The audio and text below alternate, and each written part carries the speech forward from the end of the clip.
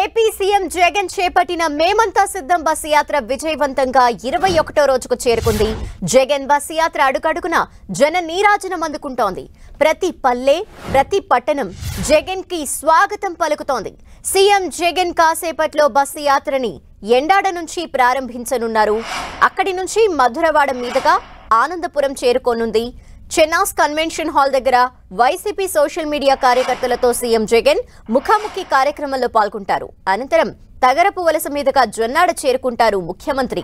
జొన్నాడ దాటిన తర్వాత మధ్యాహ్న భోజన విరామం తీసుకుంటారు సీఎం జగన్. అనంతరం మధ్యాహ్నం 3:30కు చెల్లూరు దగ్గర జరిగే బహిరంగ సభకు సీఎం హాజరు కానున్నారు.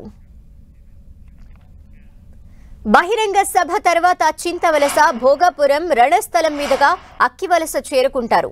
అక్కివలసలోనే రాత్రి బస చేయనున్నారు సీఎం జగన్.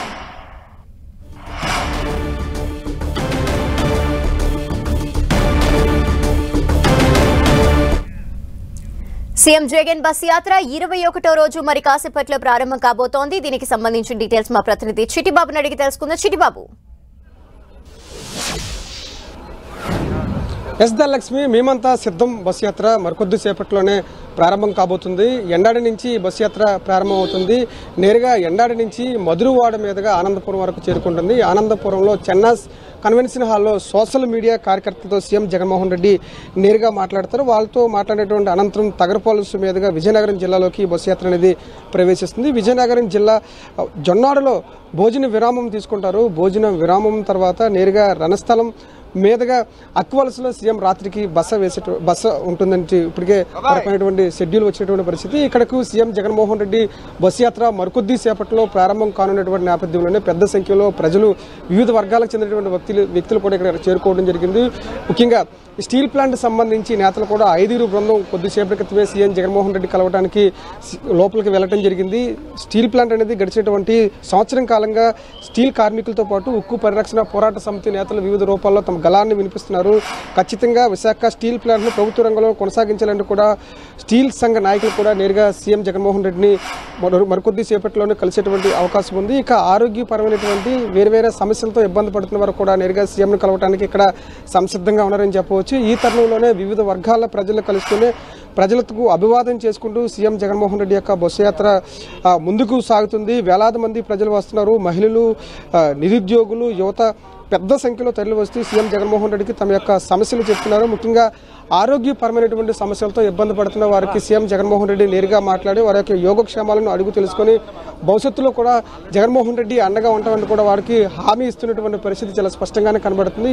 ప్రస్తుతం సీఎం జగన్మోహన్ రెడ్డి ఉన్నటువంటి ఈ ఎండాడ ఎంవీవీ సిటీకి పెద్ద సంఖ్యలో ప్రజలు చేరుకుంటున్నటువంటి పరిస్థితి చాలా స్పష్టంగానే కనబడుతుందని చెప్పవచ్చు. విశాఖ అభివృద్ధికి సంబంధించి జగన్ సర్కార్ ముందు నుంచి కూడా ఒక రకమైనటువంటి చిత్తశుద్ధితో ముందుకు వెళుతున్నటువంటి తరుణంలోనే ఉత్తరాంధ్రకు సంబంధించి ఒక ప్రత్యేక మేనిఫెస్టో రూపొందించేందుకు కూడా పూర్తి స్థాయిలో ఇప్పటికే కసరత్తు మొదలెట్టారు. ఉత్తరాంధ్ర జిల్లాలో ప్రధానంగా ఏ సమస్యలు ఉన్నాయి, అసలు ఉత్తరాంధ్రకి ఎలాంటి మేనిఫెస్టో కావాలనేది మాత్రం నిన్న కీలకమైనటువంటి నేతలతో సమావేశం నిర్వహించి ఒక ఉత్తరాంధ్ర మేనిఫెస్టోను కూడా సిద్ధం చేశారు. ఇక విశాఖకు సంబంధించి విశాఖ వేదికగానే పరిపాలనా రాజధాని ఏర్పాటు చేయడానికి జగన్ సర్కార్ ముందు నుంచి కూడా అడుగులు వేస్తున్నటువంటి తరుణంలోనే రేపు రానున్నటువంటి ఎన్నికల్లో విజయం సాధిస్తే కనుక ఖచ్చితంగా విశాఖ నుంచి నేను ప్రమాణ స్వీకారం చేస్తానంటూ కూడా విజన్ డాక్యుమెంటరీ కీలకమైనటువంటి సమావేశంలో సీఎం జగన్మోహన్ రెడ్డి కూడా చెప్పేటువంటి పరిస్థితుల్లో విశాఖకు అభివృద్ధి చేయడానికి సీఎం జగన్మోహన్ రెడ్డి కంకణం కట్టుకొని ఉన్నారు. ఇక బస్సు యాత్రకు సంబంధించి అడుగడుగున వేలాది మంది ప్రజలు వస్తున్నారు, బ్రహ్మరథం పెడుతున్నారు. ముఖ్యంగా ఈ 5 సంవత్సరాల కాలంలో సంక్షేమ అభివృద్ధి కార్యక్రమాల ద్వారా లబ్ధి పొందిన వారు ఎవరైతే ఉన్నారో వారంతా కూడా